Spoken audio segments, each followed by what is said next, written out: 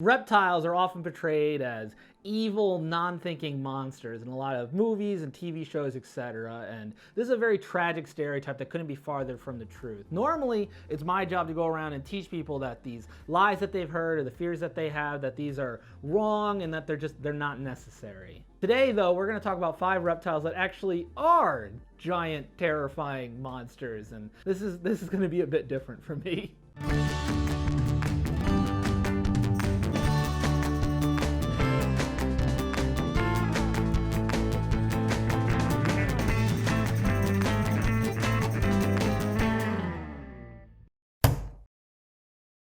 Today marks the release of Godzilla vs. Kong, a bout between two colossal movie monsters in a battle that would wipe any major city off the map. And I love monster movies. I love the recent Godzilla movies, the Pacific Rim movies, Cloverfield. Hell, I'll even watch the crappy Matthew Broderick Godzilla movie if it's on TV. So today I just want to talk about 5 of the most cataclysmic, destructive monster reptiles in media. In this video, it's going to be a little bit different than my video a couple weeks ago where I talked about like Sobek and the world serpent and other mythical reptiles, because these reptiles, they're not gods, they're not deities, they're not being worshipped by anyone really, but what they are really good at is causing destruction, chaos, a lot of property damage, and very good at changing who's on top of the food chain.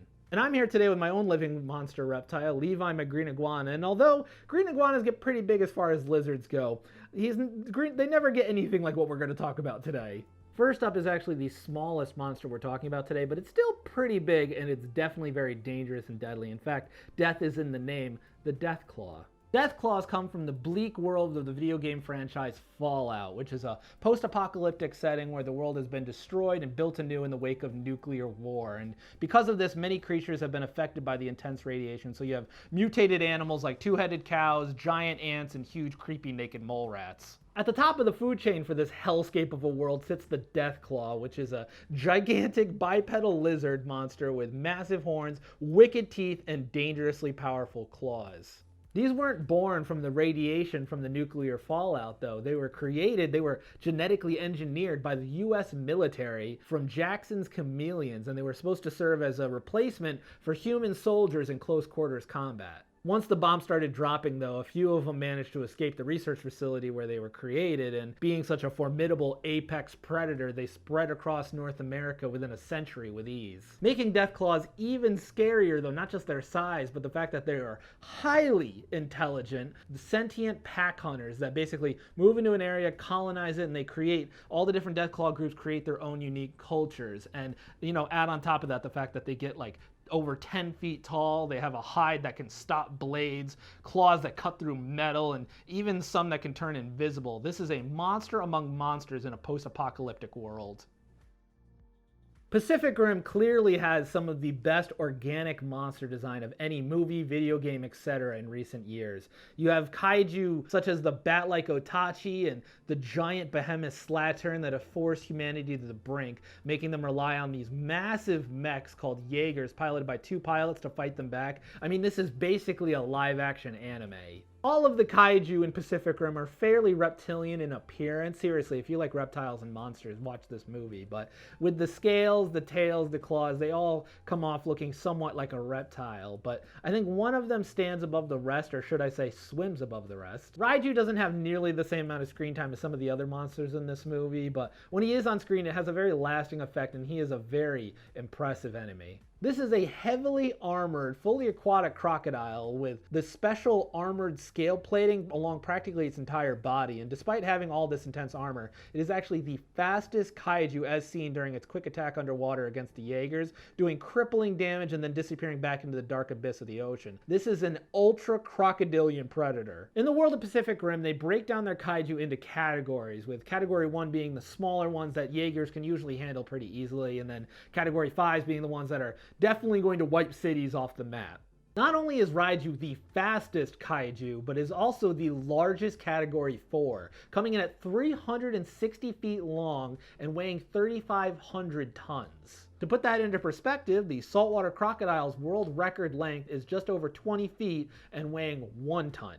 This is a massive crocodilian. And to top it off, its mouth doesn't even open like a normal crocodile's. Its mouth actually opens into 3 separate parts, revealing a smaller, alien-esque head inside to grab victims, which is even more terrifying.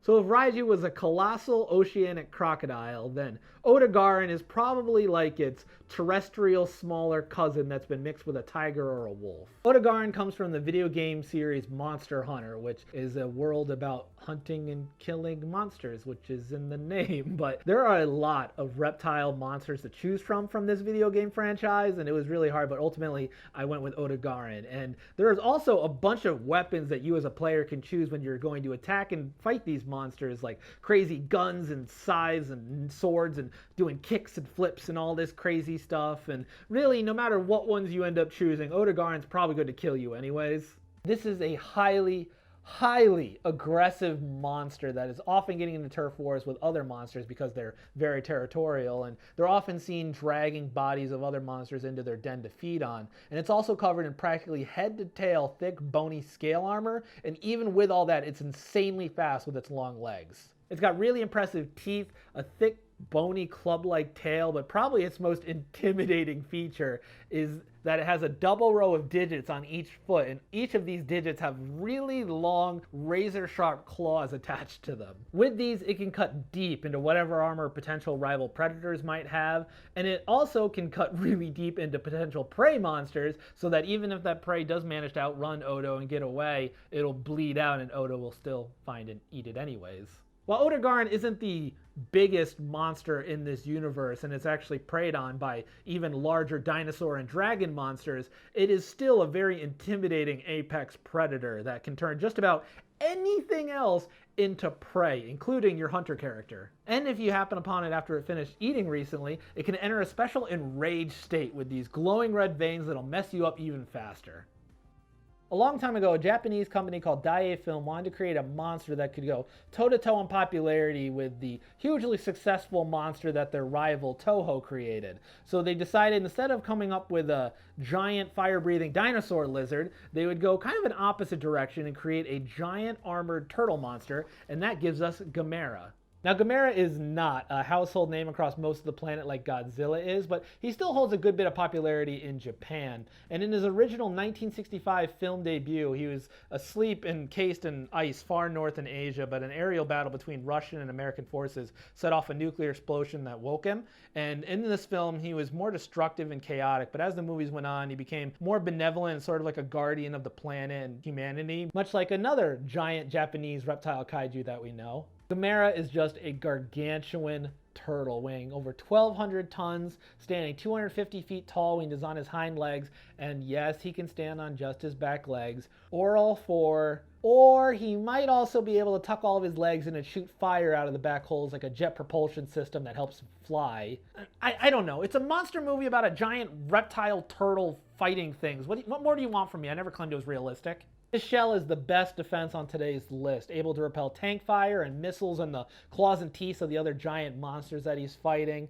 He's got these fairly thick legs. He's a little on the big side. And then he's also got these massive tusks coming out of the side of his face right at the base of his jaw. He may come off as a bit of a Godzilla ripoff, what with the fire breathing and the size and the whole defender of the planet and the natural balance and humanity kind of vibe that they gave him later. But regardless, he's a really cool, gigantic monster turtle, which there's just not enough of.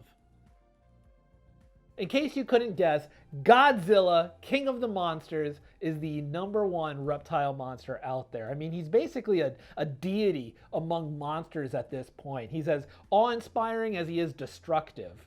You all know what he can do. Fire breath that melts cities, a tail that could take out skyscrapers. He's fought anything from giant moths to alien dragon gods to Charles Barkley. To best explain how cool and badass and awe-inspiring Godzilla is, I want to show you a quick little scene from the 2014 Godzilla reboot movie, and it sucks because statistically a lot of you have probably already clicked out of the video by now at this point, but I love talking about this scene. I think it does such a good job showcasing what Godzilla is. So in this movie, Godzilla's fighting these weird mutant bat-like creatures, and in the scene I'm going to show you, he's about to square off with one of them in an airport.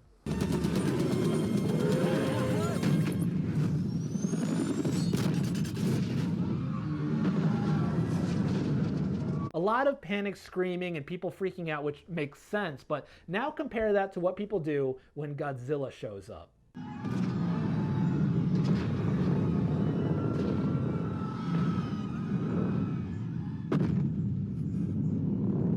No screaming, just absolute silence. The bat monster is terrifying and destructive, but Godzilla is a whole nother level, and the director really wanted to showcase that in this scene. Now, Godzilla's height varies appearance to appearance, but in the recent MonsterVerse movies, which are the ones I'm mostly talking about today, he stands over 400 feet tall, and boy is he thick. It is impossible to touch over his entire history in this quick little video here, but there is a very good reason why Godzilla is a household name. He is a reptilian sovereign over every other monster in just about like the entire planet. And probably the pinnacle of his badassness is in the 2017 sequel, where he absorbs a God only knows amount of radiation and becomes a walking nuclear battery and kills Ghidorah not with fire breath, but just radiation pulsating from his body. If you don't think that is awesome, then I've got nothing for you. So those are 5 of the best reptile monsters out there in movies and video games, etc. Comment down below if there's any you think I missed. Maybe I need to do a part 2 to this at some point. Thank you to our amazing patrons for supporting the channel. It means a lot to me, especially with everything that's been going on. If you'd like to do that, link for that will be down below. You can do it as low as $3 a month if you'd like. Like the video if you learned something. Thanks for tuning in, and I'll catch you later.